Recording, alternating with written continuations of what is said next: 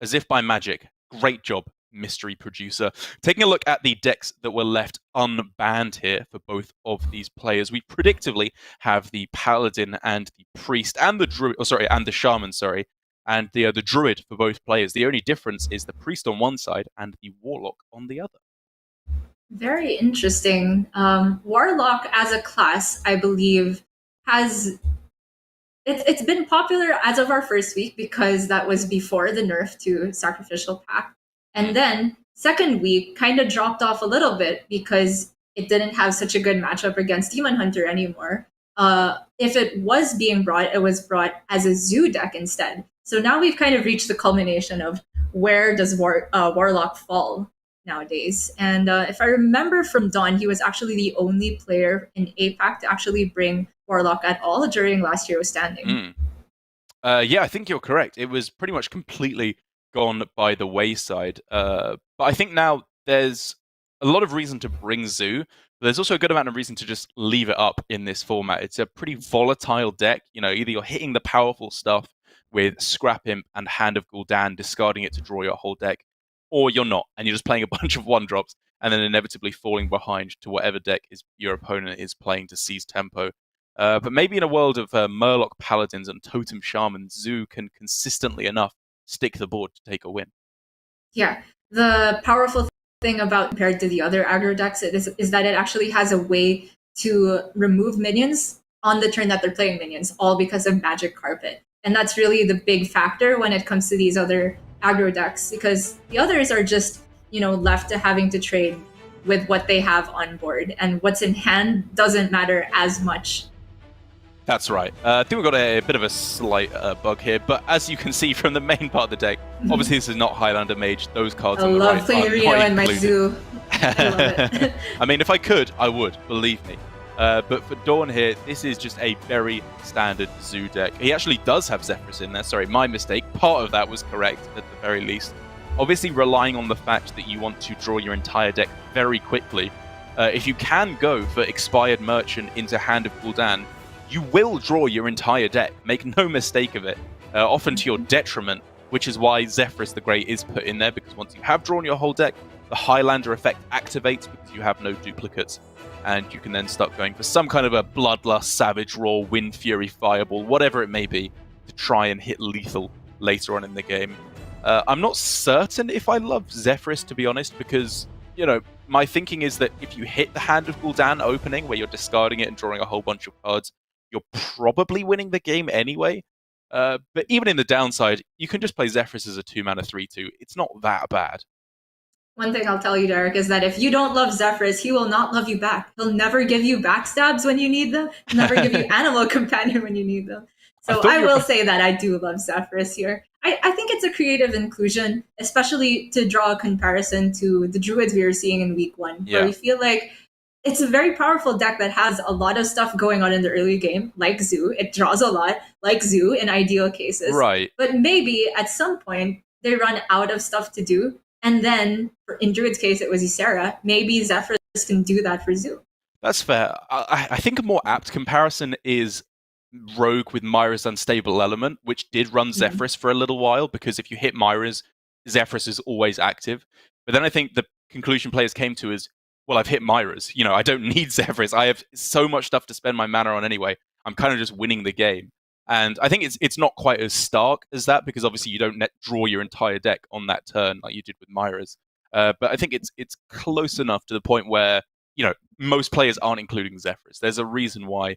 But maybe we'll have to see blitzchung as the aggro god that we've described him. Although that was a Glory's deck, I believe. Oh yeah, sorry, it was Glory's deck, but they're both doing it either way. Oh, DawN's deck, sorry, on Zephrys the Great. Wrong on so many counts there, but either way, we'll have to see how it can work out for them going into our first couple of games. I do hope we get to see a Zoo, because it will be a nice change of pace from the other aggro decks that we're seeing this week.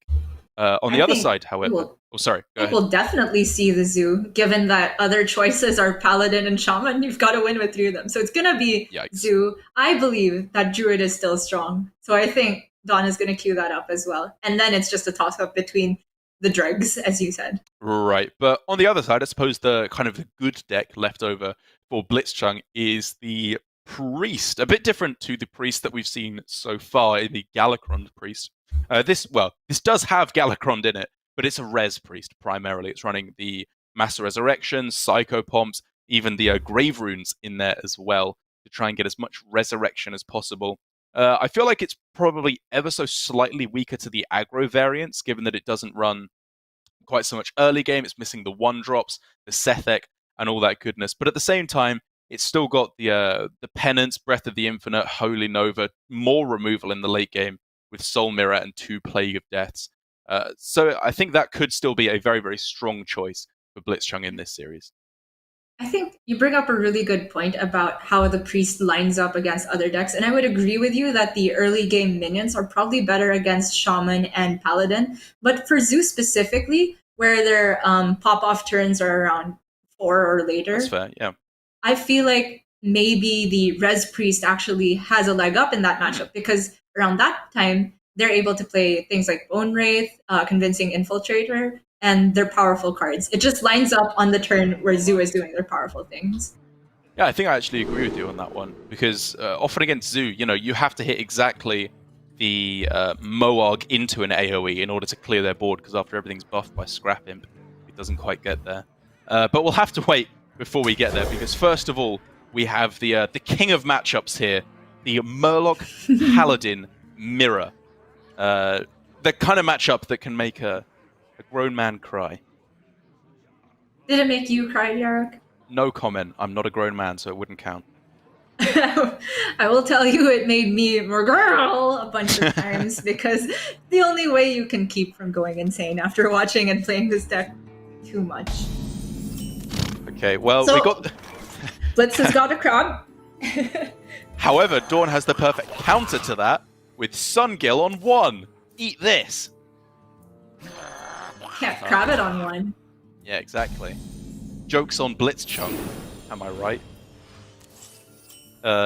In all seriousness, this is looking pretty rough for DawN. They both hit the Sungill, which is definitely one of the best cards in Murloc Paladin at the moment. You're always looking for it on 1, because it means your board explodes into existence on turn 3 or turn 4 a lot of the time, which is perfect timing for the Coldlight Seer or the new Felfin Navigator to be able to buff up your newly created board.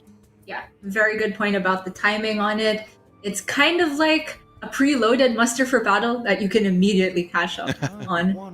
And for blitzchung here, I wonder if there's any world where he holds off on the crab, because as far as this matchup goes, there are far better targets than 2/1s. Absolutely. Move quickly. We could therefore see coin into weapon on this turn. Yes. But given that he's playing a 3/2 into a 2/1, I think we're definitely going to see the crab.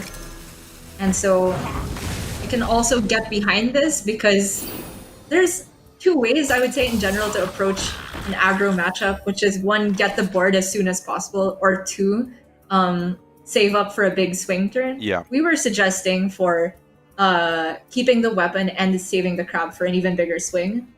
It just depends on the evaluation of whether you think the 3/4 and 3/2 is enough to actually sail you through the rest of the game. This is now quite a tough choice. I was talking about specifically Coldlight Seer earlier on, and how buffing the health on 3 can be very valuable, but it really doesn't do very much at all here, to be perfectly honest. I wouldn't be surprised if instead we see weapon. The rod is not that bad, because you can use it to take out the fish flinger, and then set up for Felfin Navigator next turn, I suppose. Nothing looks great though, to be honest. Yeah, I like the look of that. He could take just full trades into everything by using the Grim Scale, but it's not mana efficient. I like just using the weapon into the 3/2 and sending the 1/1 face. It's far more minions than blitzchung is prepared to deal with on board, so he'll probably still end up with at least 3 Murlocs to buff. And he got a War Leader as well. Oh my goodness. Yeah, I think if DawN's Sungill was able to attack on that turn, I would have heard out the argument for Grimscale, but as it stands, yeah, you just don't want to be playing that down for 1 attack. Alright, he'll be left with 2 minions after a trade, but it's still quite good. I think he'll then be able to because I'm thinking blitzchung goes for weapon this turn just to Right. be mana efficient, and he takes 2 trades, and then DawN will be left with 2 1/1s, and then he can go for Mermy Cold Light Seer, and then just take a bunch of value trades. That's not bad, yeah. Yeah. Pretty funny as well that blitzchung got the Furious Felfin from Demon Hunter, which is a 2-mana 3/2 that reads if your hero is attacked, gain +1 attack and rush, and with the weapons, that works out pretty well on turn 4. It's actually a big deal. It gives blitzchung 1 more piece of removal where the deck is hardly running any. Yeah.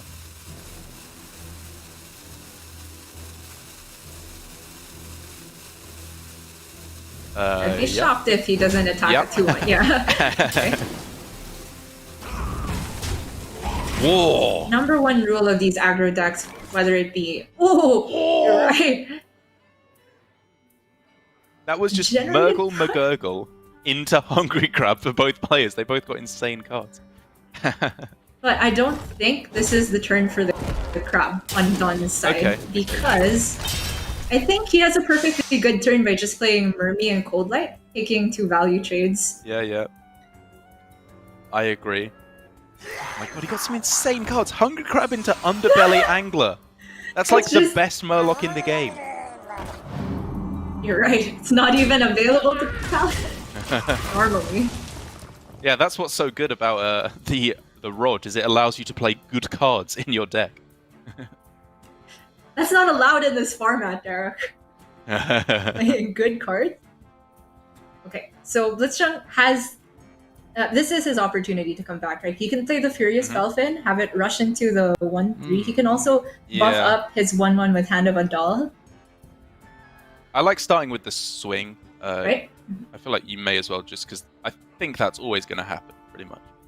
And you bring up that blitzchung is very good at these aggro scenarios, or just aggro in general. And being good at aggro is really all about fundamental. Wow! Wait a second. What? You can take 2 value trades. Is it that good, though? Because like the low health, high attack really doesn't translate well versus a board of 1 attack minions. It doesn't, but the next time they'll be active post True Silver equip, True. which is Yeah. a bit far off. I was saying that aggro is all about being good at the fundamentals, which is making sure that your hero takes the brunt of the damage. You use the weapons, minions, get as many value trades as possible on board. And then as soon as one person pulls ahead, that's just the game. Well, speaking of pulling ahead, double Felfin is, I think, pretty good. Pretty good indication to DawN. He should start going in here pretty hard. There's not going to be much reactivity left anymore.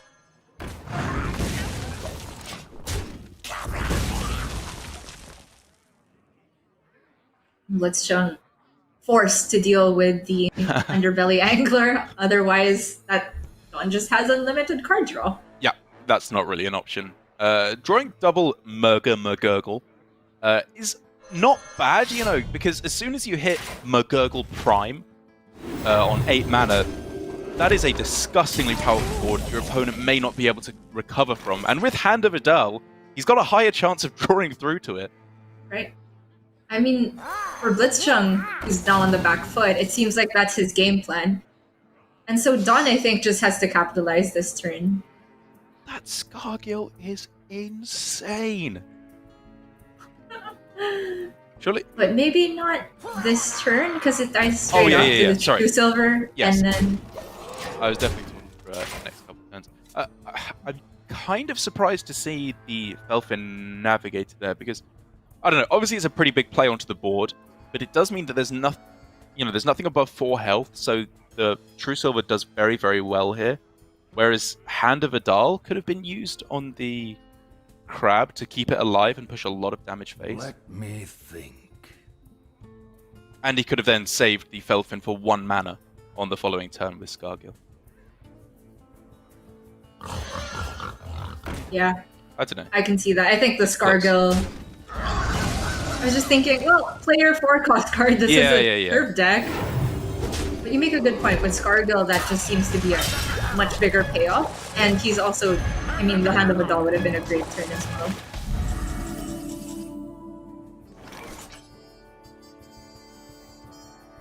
So the Divine Shields make everything awkward for DawN, so I expect that if any minion is dying, it's only the 1/1, and the rest is getting ship face. Yeah, I mean, I'm expecting a lot of damage to go face this turn.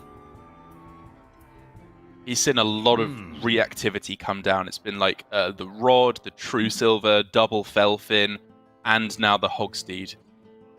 He can just, I think, start launching this to the dome. Right. DawN only has 2 attacks onto minions available if possible, so logic would state that... I mean, fundamentals would state that you only trade over 1. Sure. But there is an argument for removing a Divine Shield because of specifically War Leader. Yeah, sure. Well, I like by starting buffing the Murloc, because that's the one that wants to go face most, especially when you factor in the War Leader buff. And the 1-cost Murloc off the top, very good for DawN here to just kind of the rest of his turn. Very disciplined. Than Scargill? I'm not sure. Maybe. I guess. I mean, it goes wider at the very least. Another crab off the top for blitzchung. Can this pull him back into the game? Oh my god, Gia! You can only remove not very much because okay, with the War Leader and the crab and the lackey. Oh, and the taunt lackey. Lackey. Oh my gosh, blitzchung's just back in this, isn't he? Yeah, he's way back in this. Crabs the 8/5. Uses War Leader to trade 1 into the other War Leader and probably 1 into the Poisonous, and then he taunts whatever has the biggest health. And then DawN just doesn't have the damage as of now to get back into this.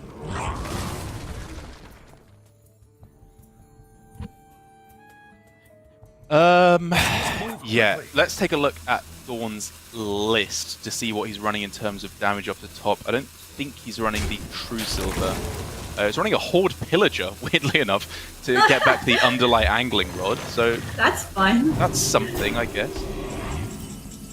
Didn't take out the poison though. Yeah, and that's. I think it makes sense too, because he'll just taunt a minion with lower health. Yeah. So if you're done, probably start off with buffing the Oxfin. Agreed.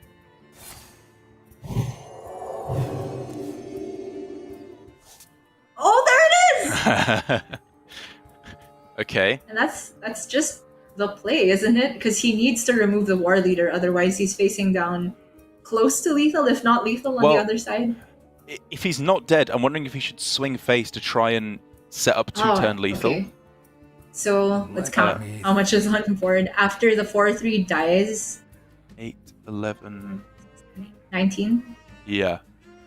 Okay. I can get behind it, but it's scary. So he's not technically dead, so I think you're just supposed to go all face here for DawN. Right, it just sets up the 2-turn. Yeah.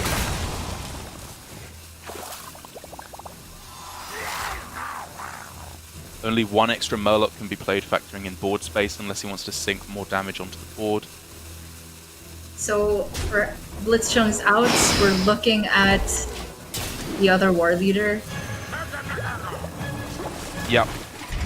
Some way of setting up a taunt. I don't think he's running the 1/1 that buffs everything.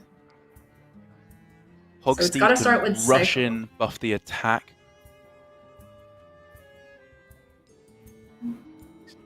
19, 20? Wait, is it 20 damage as I count it? 11, 16, 19, 20. Right, 20 damage on board. 22. So he's currently 1 off lethal, I think. Right, but he won't have space to play another Murloc. Right. So that's just GG, I think. Unless we did the math wrong. Because he has to give up 1 damage to... I think so, yeah. Again, there's a lot of maths very, very fast. But 10... 23. 18, 23, yeah. It's not there. That was incredibly close. 1 off! The victory is yours. Whoa! Oh. All right, I'm happy we had a Murloc mirror just go back and forth and be very close at the end. More than I expected from this weekend. Much more. I mean, I think that was pretty well played on both halves, it felt like. I think they saved their crabs for the correct time to go for them. Obviously, at the end there, for DawN to go for the risky setup where his opponent was 1 damage off lethal, I think, was pretty much his only out. And it did indeed pay off. So good recognition of, like you said, the fundamentals in terms of trading for the board and trying to win that way. And then when that's out the window, you just go for the Hail Mary lethal, which worked out. The one play from DawN that we think was worth discussing was the whether he was supposed to save the Scargill for a turn with the Felfin Navigator at the same time. Yes, yeah. Instead went for the Felfin on curve, which I was going to say maybe is fine to play it on curve, because if you're expecting your opponent to swing into it, that's just another 6 damage going into their face. For sure. And he's able to develop while that happened. And ultimately, it was the face plan that won for DawN. But if it had happened turn later, blitzchung just had a stranglehold on the board. Yeah, and the obvious downside of my plan is he gets to, cheat out 3 mana, I suppose, on the following turn by going for the Felfin Navigator for 1. But on that turn, he would have had to have gone like Hand of Adal Pass instead, which meant he would have, effectively wasted 2 mana with just a hero power as well. So I think, on average, it's definitely not so cut and dry as I was maybe making it out to be at the time. So overall, a very well-played series, I think, as well as you can do with a Murloc Paladin mirror. And that's a big deal in terms of who wins there, because getting the Paladin out of the way is a very nice way to get a win on the table and be left with your 3 best decks behind. Yeah, very true. And for DawN there, I think he's still got that Warlock online, which is a very, very big deal, because we do think that in this aggro meta, Zoo remains the king. And we're going to see whether he's going to queue that up next, right after this break.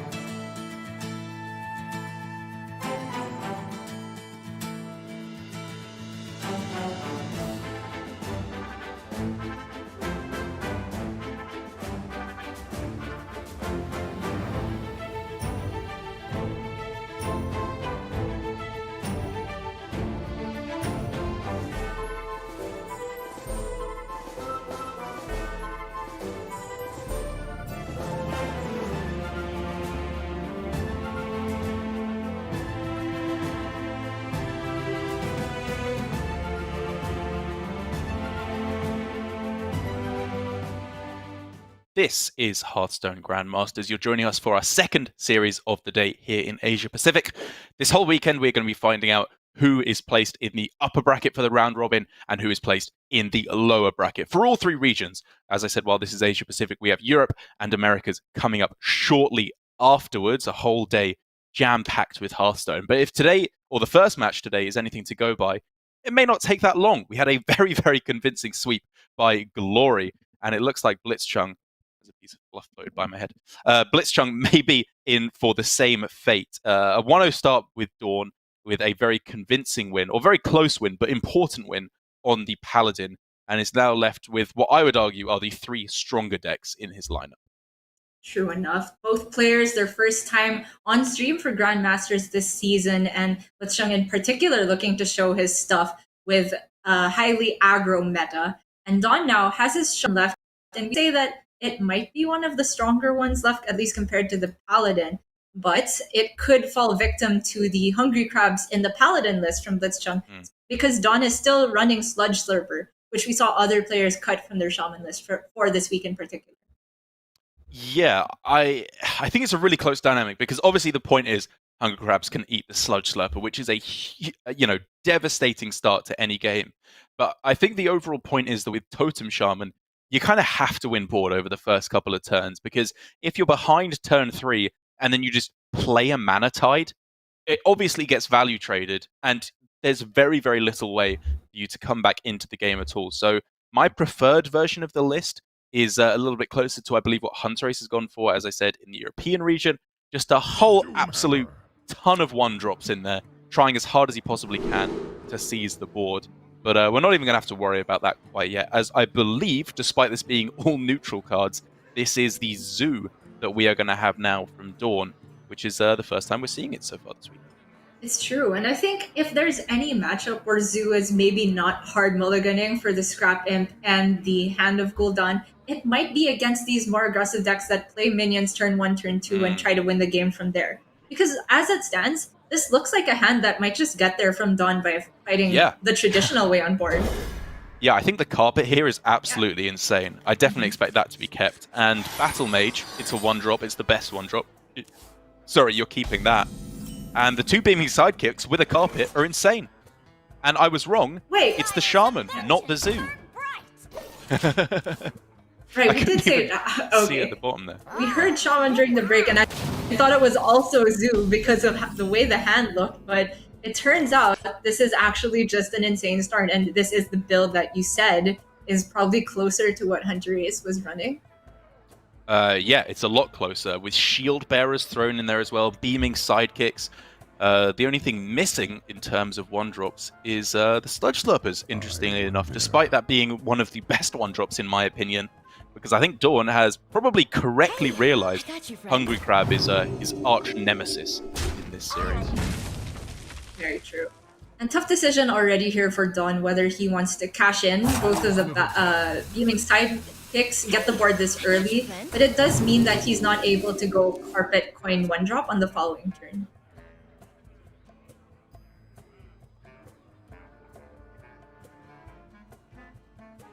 So, this looks like a weapon turn to me. Everything else looks far too fragile on board.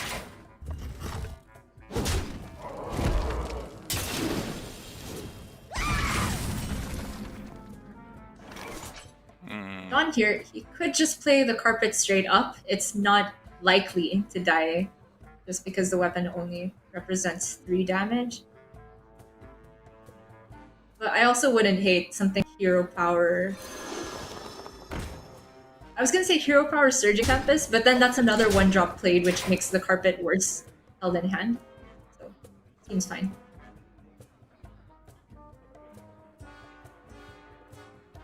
The real problem now, though, is just the carpet. And I really like this for DawN because it makes things so difficult for blitzchung. He's just kind of not allowed to develop, even though he's seen 3 1-drops. Actually, I guess having said that, the fact that you've seen 3 1-drops and every card that was kept in the mulligan played, that maybe incentivizes you to just kind of ignore the carpet and pray that there's no way to kill it off, or to play 1-drops. Looks like that's what blitzchung's going for. At least his highest health onto the board, which is important in the early game. But look at this for DawN. He could play Flame Tongue and both of the Surging Tempests. I don't see a way back into this for blitzchung after this turn. You could even go with the Totemic Might as well. Blitzchung is playing a copy, I believe, of True Silver Champion. I want to see his Flame Tongue in the middle, both minions ship to face, and then you play the Surging next to the Flame Tongue on the left, chip that one into either the Murloc, then coin the other one, get the other Murloc. I just want to say as well so that satisfying to watch. Sorry, in describing the deck at the start with the Shield Bearers and no Sludge Slurpers, I was of course looking at the wrong deck there. That was blitzchung. They both got very similar builds of the shaman, but there's Sludge Slurper instead of the Shield Bearer or DawN, so don't be alarmed. That's DawN here, I guess, just considering whether he wants to expend the coin this turn, and I think it's totally fine. Got to, right? Yeah. Right. I don't see anything in the list that he particularly wants to take. And against a deck that you know has pretty much no removal, and everything gets value trades. Yeah, I like pretty much everything about this from DawN. I think the Totemic Might has very limited utility from here on in, so I like just using it where it gets potentially some value. I like holding on to the Tasty Fish, or Tasty Fly Fish this entire game, so that he is not vulnerable to Hungry Crab, and it just means that blitzchung has to go for plays like this, which look awful. The only thing I could criticize from DawN is that he didn't somehow put 2 damage on the carpet to achieve perfect symmetry. Agreed. In any case, he will have to trade 2 minions if he wants to get rid of the Scale Fin. But with a Taunt Totem, I feel like he has every right to just go face.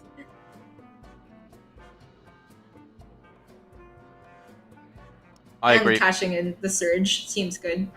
Yeah, there's really nothing that blitzchung can do. The best thing he could hope for would be to like hit a weapon, so he can take out the Taunt Totem, and then use the Absolute Scale Lord to take out the Flame Tongue Totem. Look at the respect from DawN here. That's so much damage, man. It looks like he used 8 damage, but the way it works out is that since the Flame Tongue then gets the damage onto the others. It's actually like 4 damage. Yeah. But still, I think I would have preferred to see it all go face. Because unless he plays this Murloc, he doesn't actually have lethal on board. Yeah.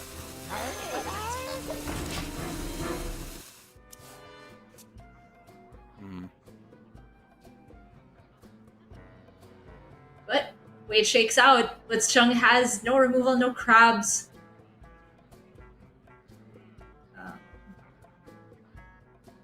So we can play the Hogsteed, buff it, try to get Hungry Crab off the top.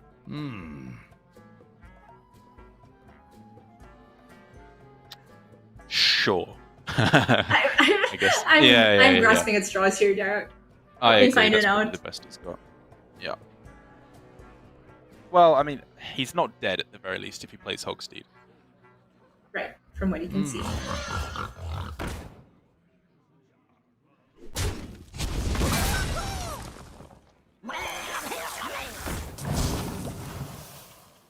Yeah, I don't mind. Sure. Yeah, just spreading as wide as possible.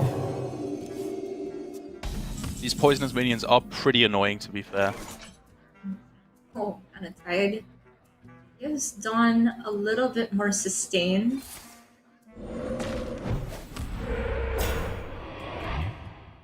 Wow, he keeps rolling the taunt totems as well. Very powerful in this situation. Essentially protects even one more minion from dying. So I think the real question here is, what can go wrong if I just put my opponent to 1? What could they possibly do that removes every single point of damage from the board and takes no damage in the process? So it would have to be the other Hogsteed and Hungry Crab exactly, but that's... Right. Probably has a read that at least one of those isn't in the current hand. And therefore, I think that is less likely than losing the game by trading. So I think you just want to start launching everything to the dome here. Agreed.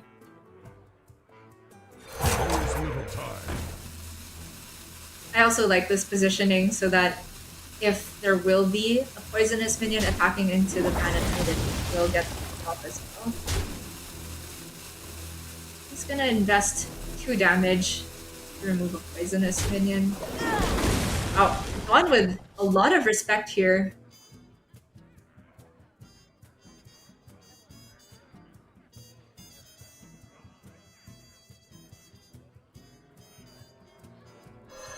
He still got the board on lockdown, but I can't find any arguments against going face there.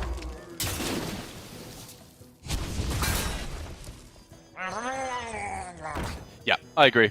But I think at the end of that, it shouldn't really matter all too much. Although, having said that, he is now a bit of damage off lethal. Yeah, I mean... Okay, the argument I just thought of is that he traded away a Murloc, so that's 1 less minion that can be removed by Hungry Crab, and everything has to be removed by the board and not battle cries. Sure. Yeah, okay. Well, either way, plenty of outs for lethal now on the next turn. As long as he puts his opponent to 2, you have to do that, right? To give yourself the out of a Kobold Lackey, and you don't want to sacrifice away your Manatide Totem either, I think. Right. So the only argument, at least we've decided, is whether the carpet goes into the Cold Light Oracle or to the face. So going face would give you an out for if 1 minion remains a Rush Lackey. Sure. But I think this works out fine as well. Those still aren't the ones though. Does blitzchung have a way back into this? He's going to have to get something very impressive off the Fish Flinger. So... Bluegill? Yeah. Technically keeps him alive. It's exactly that, right? Yep. Or the, from Demon Hunter. Oh, Felfin, yeah. The way it stands, he can't remove everything. Okay, that's GG, I think. He can still generate it off the weapon. That's GG. That's GG. Yeah. That got really scary for DawN there at the end. Honestly, if he hadn't drawn the Totemic Surge, it could have gotten a bit dicey. Yep, maybe. I mean, I'm sure there's things that players are thinking of that maybe didn't cross our mind. I literally just got a message from Frosty explaining some of his plays that we criticized in the previous series, which cannot wait to dig into come our next break. Right. But for DawN there, I think, my gut instinct, again, it's just our best assessment, was that you could have got away with going a little bit more aggressive there, give a little bit less time to blitzchung to draw those incredibly unlikely outs. Either way, he's still very likely to win, but could have maybe just tightened it up a little bit over the course of that game. True enough. And so DawN now still has that Zoo remaining, even though we thought it was Zoo at the beginning, which I imagine just puts him in a very, very comfortable spot, because that is arguably the strongest deck in the lineup. Yep. And it's the only one that has to pull through now. That is correct. Should be a very, very good spot for DawN. We may see for blitzchung, although I wouldn't expect it, a pivot away from the Murloc Paladin. He could decide this is the deck he just doesn't want to play at all over the course of these games. But given that he's queued up the Murloc Paladin twice in a row, you have to imagine he's envisioning getting a win with this deck if he wants to take the series at all. I would be pretty surprised to see him just completely give it up at this point. But I don't know. Maybe that's just sunk cost fallacy. Maybe it's so bad in this matchup that he should just switch over to something with a little bit of a better chance. And speaking of better chances, we did say that Priest is the good deck left in this lineup. I would argue Druid is also one, but maybe not in this particular meta. So I'd like to see blitzchung. Yeah, I do think we got the Anduin notification there. He didn't DM me and complain about our criticism of him. But it will be the Priest up now. And DawN, with 2 payoff cards for Hand of Gul'dan, but not the hand itself, I imagine we'll be tossing all of this. Yes. You want the Scrap Imp, and I think in this matchup in particular, you really bloomin' want that Hand of Gul'dan. Useful things, eager to share. But at the same time, it's not a terrible start whatsoever. Servant into Egg into Genius. That's a pretty aggressive start to the game. I'd say it's a very, very rare instance indeed where you're able to get in the lethal before they start throwing down their big taunts, as Res Priest here from blitzchung. But at the very least, you have to try. You have to keep throwing out the threats at the start, get that chip damage in, and hope that maybe they don't have quite enough taunts and resurrections to take you out. True. And this might be a slight diversion from what we've seen at least how he approached the Zoo versus Priest matchup in week 1, where he was tapping a lot in the early game. I think even for Gold playing an Egg, probably didn't have the genius to make it much more tempting to play. So let's see if this different game plan can work out now from DawN. He drew the Scrap Imp. Yeah. So might want to hold off on the genius just to get that online as soon as possible. It's hard because he has that immediate payoff of getting the 3-4 to be able to attack next turn, or the payoff of getting the Scrap Imp active earlier. I really like the use of the beaming sidekick there. It looked a little bit weird for me for a second when you have Faceless Lackey, which is, of course, the far more powerful 1-drop. But when you factor in Breath of the Infinite, or even Coin Holy Nova, 2 damage is the breakpoint versus Priest. If you want to up your game as an aggro deck, try wherever possible to get a diverse set of minions on board rather than all with 1 or 2 health, which is exactly what this did. Now, all of a sudden, Breath of the Infinite, it puts almost exactly as much damage left on board after the Fiendish Servant buffs one of the 2 remaining minions. Very well pointed out. I think this is great recognition from DawN that we did mention that, well, the Scrap Imp, generally you want to play that as soon as possible and get the buffs onto the board as soon as possible. But DawN recognized that he could just get more damage in before the AoE is actually able to deal with the party setup. So if you're blitzchung, knowing that the breath isn't that, I guess he is just going to decide to go for Bone Wraith, which, you know, with a Psychopomp in hand, I think is totally fine. I agree. I think that it gives you really nice flexibility on your following turn. Like, holding off here for a turn and maybe going, I don't know, Penance or Breath of the Infinite, and then trying to go for Coin Infiltrator into Psychopomp, I think is too rigid of a play. Whereas this allows you to go Psychopomp if that's the best play next turn. You could divert into Breath of the Wild if your 2 damage makes enough of these minions squishy. Yes. And on DawN's end, since it seems like he's completely diverted off the Scrap Imp plan, I think the turn looks like Carpet plus Kobold Lackey. The order that I would like to see actually was the 1-2 trading it in and then playing Carpet Kobold. And then you kill off the 2-4 with the Battle Cry of the Kobold and its Rush. And then trade in the Fiendish Servant so that the buff was guaranteed to land on one of the 3 remaining minions. I think this order, it could have landed on the Beaming Sidekick. Sure, yes, yeah, I agree. I was going to say that there's the Carpet down now, but buffing the Carpet is better than the Sidekick, even if it can't attack right away. So yeah. Okay. I think DawN can start tapping now. Well, actually, he could just play the whole hand and not discard anything with the Soulfire, but the Scrap Imp probably not going to buff much. Yeah, I think you probably want to start tapping here, given that you just have a very nice, easy kill anyway on the Bone Wraith here. The buff was just so perfect on your Snicky Snake that you can just plow through and very happily carry on developing onto this board. What I think DawN's considering, though, is if there's a way to keep his Serpent above 2 health, as we talked about. Yeah. Breakpoint a lot, but I'm not seeing a really good way to do that and protect everything else on board. Oh, I guess he's down. Expending the Soulfire just to make sure that his Serpent is Breath of the Infinite proof.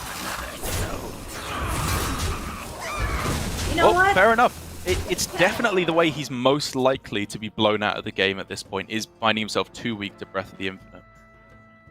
But he'll get the bad news that there's Breath plus Penance available for blitzchung here. The only question is whether blitzchung wants to remove the carpet or the serpent. Well, I'm wondering if you even go for that at all. Could you get away with Infiltrator on this turn, do you think? Oh, isn't it mega greedy? He could take double value. Well, he'd set up for a better breath. Right, yeah. He does know that there's a lackey in hand, which can always be rushed in, no matter which one it is. Right. Which is, I'd say, a reason against going for Infiltrator.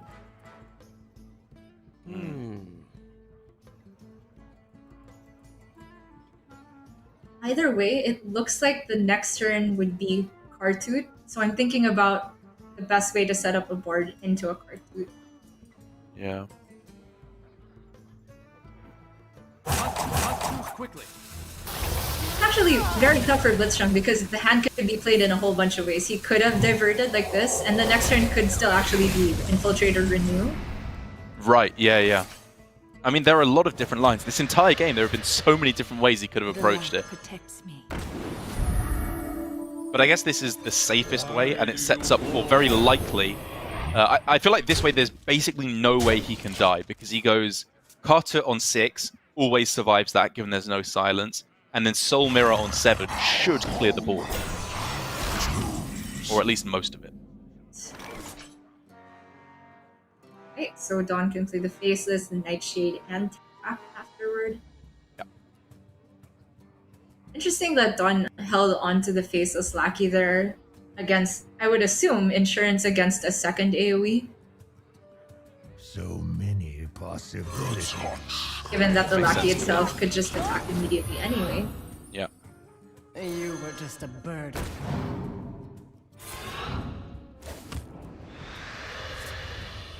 Flame Imp in the deck. Love to It's see finally it. back.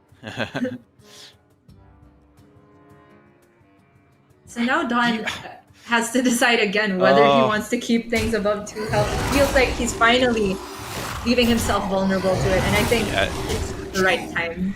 Right, falling there's two behind things. Yeah, there's two things going for it, right? It's one, he's just seen a 2 damage AoE in the Breath of the Infinite. And second, if it comes down now, he's kind of just... He can just give up anyway, I feel like. After this, there will be still 7 damage left on board, I think. True. He has to get through a taunt, but he can rush the Flame Imp in for that. No Hands of Gul'dan available still for DawN. Yeah, it's just one of those games. But he can just play everything, remove the carpet, hope that the rest gets in there.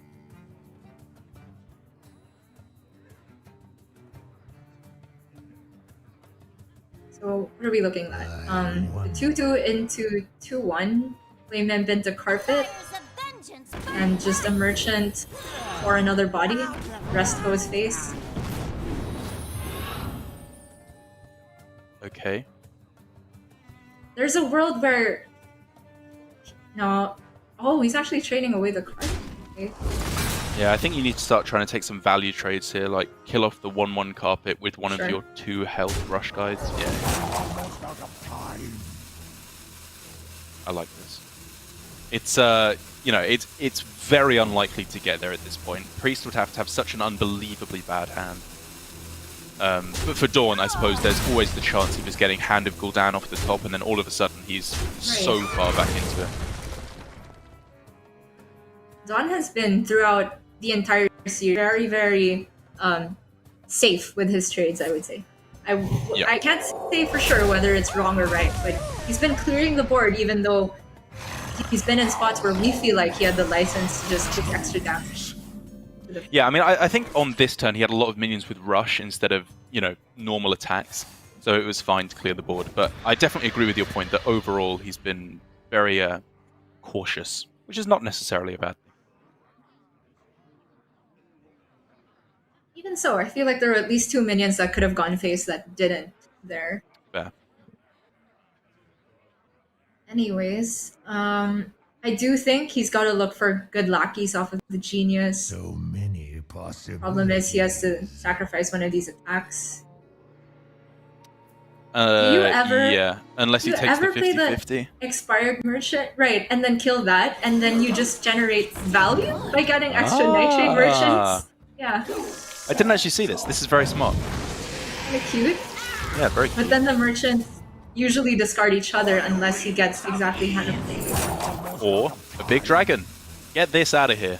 But I don't think he'll want to discard those. That might be his way back into the game. Just a Ysera. Tell blitzchung to deal with it. Zeraku But- tap. That's probably yes. better, right? That's true.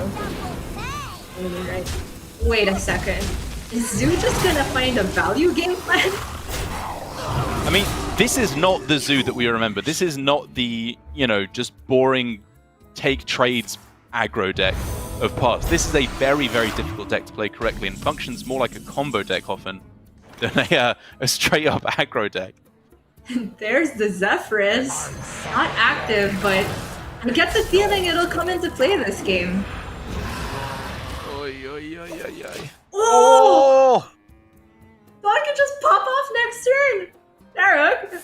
Okay, blitzchung can find an answer here though. He needs He something can. off of the But- renew here. So it's gonna be something like Forbidden Right. Words? Yeah, Time or Rift? Plague of Death. Yeah. Oh my gosh. Alright, the Convincing Infiltrator could come in clutch, but DawN now can just draw the rest of his deck soon. He's got Zephyrus active as well. So that's a Mass Dispel here, I think? Yeah, I guess. Well, Or if you use the Cabal Shadow Matron... Priest. So many If he uses the Matron to damage the Infiltrator and then plays Zephyrus, will it ever give Shadow Madness? So he can kill off the Infiltrator? I don't know. That would be pretty cool if it did. Just a bird. Yeah, yeah, I but can't rely on Zephyrus. I guess he could have gone for it first, try and hit Cabal Shadow Priest, but that wastes a lot of mana, so maybe it's not worth it. Maybe it's worth just saving it to hit lethal. Makes sense. With the way DawN's spending his mana, he might be setting up for exactly the Shadow Madness.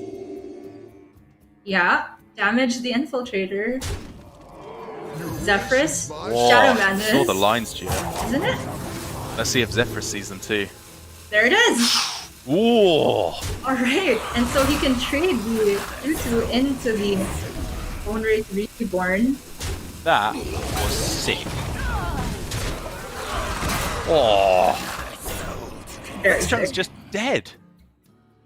Not exactly. He can trade off and Breath of the Infinite, Sandhoof. He can renew for an answer to this Zeraku, but he Okay. is running out of value real quick. I think the turn starts with renew. I agree. You can find Plague of Death. Consider.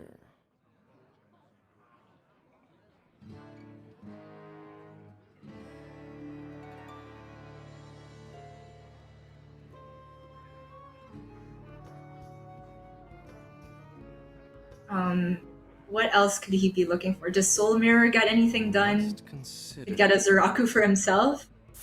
Bad.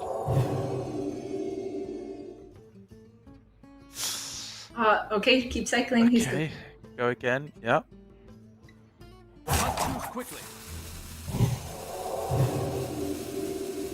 removes Plague of Death as an option. Oh, Forbidden Words! So now he can do like a bunch of trades, Breath of the Infinite into Forbidden on Zeraku. Yep. Yep. That keeps the Nightshade Matron up, but at least he's That's at fine. good health level. Well, this is coming down to the wire. Second Nightshade up for DawN. He's got Carpet and probably another Oh 2 my 1 God. drop.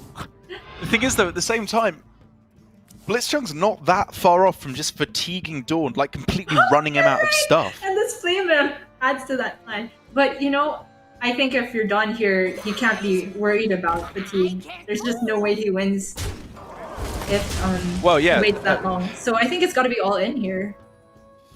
Yeah. I guess I didn't necessarily mean fatigue so much as just like DawN just runs out of stuff. Like, he doesn't have that many threats left in the deck. And, you know, a timely, a good Mass Resurrection or Plague of Death may be able to get Blitzchung back into this one. Maybe. So DawN's still holding back. Thinks that Blitzchung has the Mass Resurrect. Very easy turn. I mean, sorry, the Plague of Death. He does run 2 in the Yeah. deck, so that's understandable. But will he have enough time? I guess having the Scrap Imp also gives him more incentive. Hold Yeah. back a bit. Okay, attack into the Infiltrator and then hit it with Guardian Org Merchant. DawN could even potentially I feel like he wants to play more Merchant. minions first. Yeah, I feel like he wants to Merchant his 5/4 so that it takes a trade into the 5/5. So I'm thinking Carpet plus something. Oh, okay, Deal okay. with- Yeah, sure. That's smart. But So we could of then course go it could get Fiendish very Orc Merchant. ruined Yeah, depending on what the convincing will kill. right.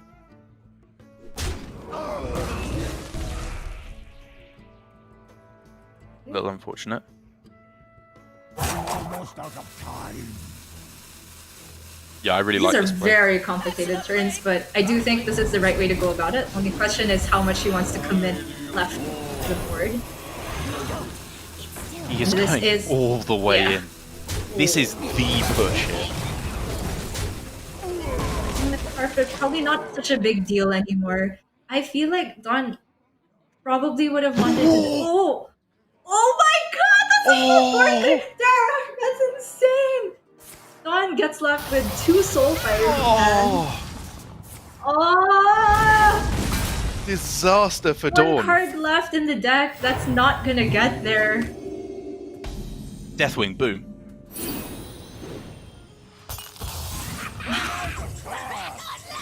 Not Deathwing, damn. It's like the worst card he could have as well. Yeah, he has to Soulfire it if he wants it to deal more. Right? Okay. No, wait. Was that okay?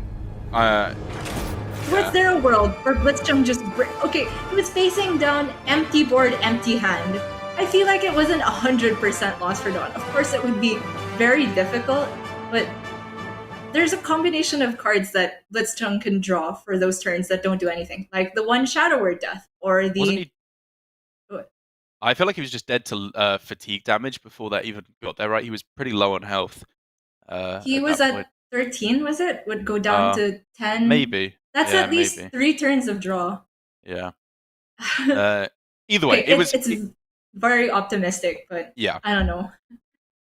It was verging on 0%, I think, that he could take that. But that was a very, very close series. And I think very well played by DawN there in the middle. It's, like I said, this Zoo deck is miles apart from the ones that we know and, I was going to say love, but a questionable opinion. I'll just say we know from the past, where they were very much taking value trades, dominating the board early on. You just played your 1-drops or your Keleseth or whatever was your powerful card at the time and hoped to dominate the board. Now it is more of mini combos you're trying to set up with discarding the Hand of Gul'dan, getting down the Scrap Imp at the start, getting a big Magic Carpet turn to swing back the board. And I think that was very well demonstrated by DawN in that game. The fact that he basically just completely disregarded his first Scrap Imp to instead dominate the board, play around those 2 damage AoEs for the entirety of this early game, I think was a very, very well played series of Hearthstone. Right. It was just at the end there that I really feel like it wasn't 0%. Of course, very low, but there were some Sure. bricks for blitzchung there. Shadow Word Death, the Grave Ruin. If those were the exact 2 draws off the top, DawN had a slight chance. I'll stick to that. But anyways, DawN still has a good chance for the rest of the series because that the Zoo is still online. The Druid, which I feel like is not that bad, is still online. But of course, for the remaining decks, seems like Zoo is more likely to get the job done. Yeah, I think I agree. You're not really weak to any of the, key tech cards at the moment, specifically Hungry Crab, of course. And if you are able to win the early game versus this Totem Shaman, I feel like you are in a fantastic spot as the Zoo. And I don't know, with a hand like that for DawN, I think he's in with a good chance of winning that early game. You said early game. I'm seeing Battle Mage, Evil Genius, Magic Carpet with lackeys. That is really, really powerful. The one thing going against him is that blitzchung is going first, which I feel like for Hearthstone in recent times, you generally prefer to go second because have been, either they're getting out combos or wanting to play out the first threat first. I'm thinking Druid, Rogue, etc. Yeah. But with these specific aggro decks and maybe Demon Hunter as well, going first is actually quite good now. because blitzchung will be able to present the first threat, and DawN will be responding. Interesting. There's quite a few lines available now. Like, you know, Blazing Battle Mage plus Orc Merchant to give it Divine Shield is like the most powerful turn 1 play he could make. But I think that probably diminishes the power, I was going to say, of his Magic Carpet too much. In the end, though, he says locking down the board is so important. He's just going to use up both his 1-drops in a hand with Magic Carpet. You know what, though? I think this is pretty good recognition as well, because what's blitzchung's removal? It doesn't start until turn 3, right? With the Serpent Shrine Portal or... the Stormforged Axe, was he running it? No, There's a lot axe. of lists. Yes, he's not running the axe. So the removal would have to have been exactly lightning bolts. Yeah. And even with a bolt, since DawN essentially has 3 minions on board, counting the Divine Shield, that's a minion in this matchup, one thing is going to stick. So Genius gets to land, and then he has the Lackeys. I kind of like it from DawN. I think I like it as well. It takes a second to get used to this play. I mean, there's also other lines that DawN could go for. We could even see Expired Merchant to discard the carpet into Evil Genius to destroy it, and then get the carpets back in hand. I like the sound of that. Yeah. Or maybe now it's just scrap it. I think I need to update my zoo guide. Maybe you're not hard mulliganing for scrap imp anymore, Dara. I wonder. This week only, you can keep the other stuff. I kind of like the scrap imp because it still seems like the Blazing Battle Mage might not necessarily die the next turn. So he just goes face with it here. Then he can go Genius, ideally, on the remaining one, and then set up for a big carpet turn.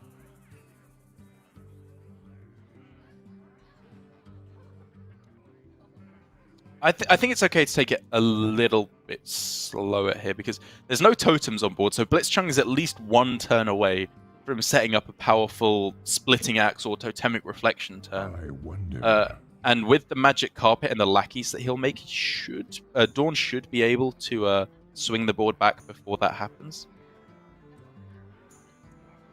It's a tough spot for blitzchung though. I'm thinking, does he ever play the evil totem?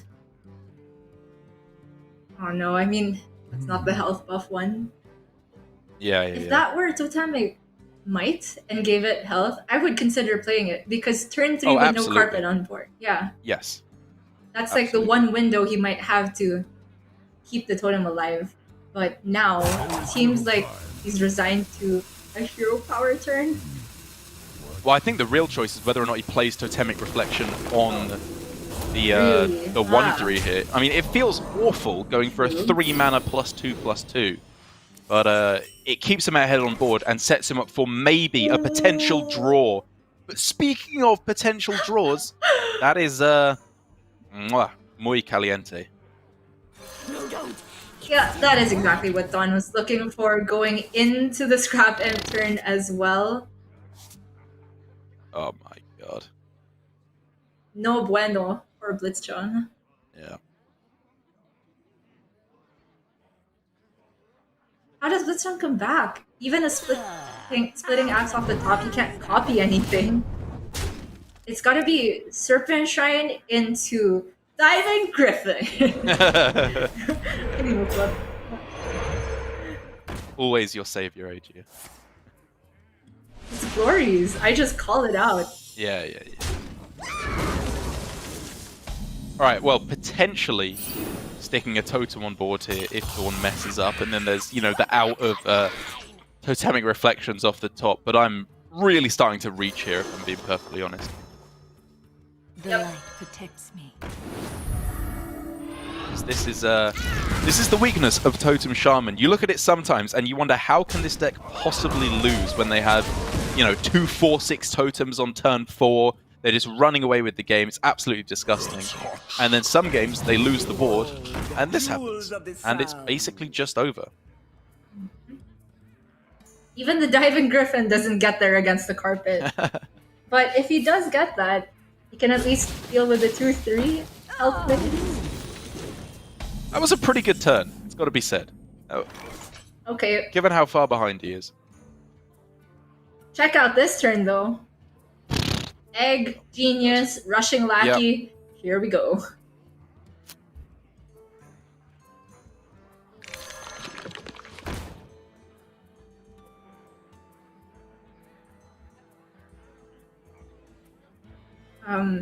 Is there any reason to soul fire something?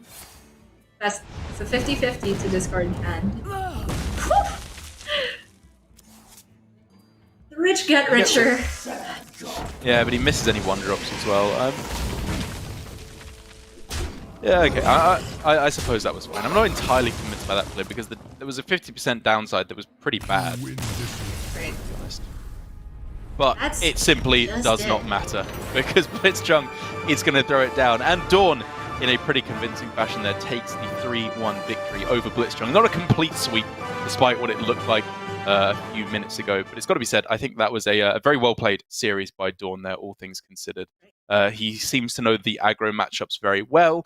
I think even in that final game, just the mulligan and the first couple of turns was by far and away the most important decision-making point he had in that game.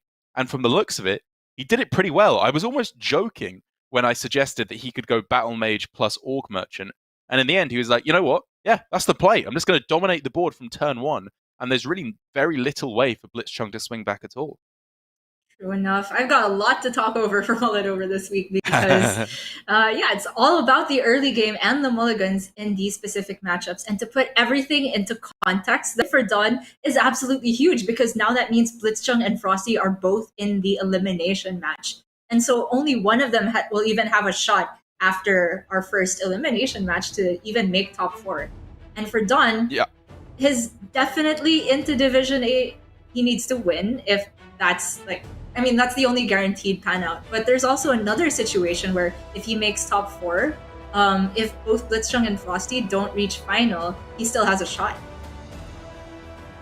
Correct. Yes, depending on how Chonsu does, I believe, is his other big rival.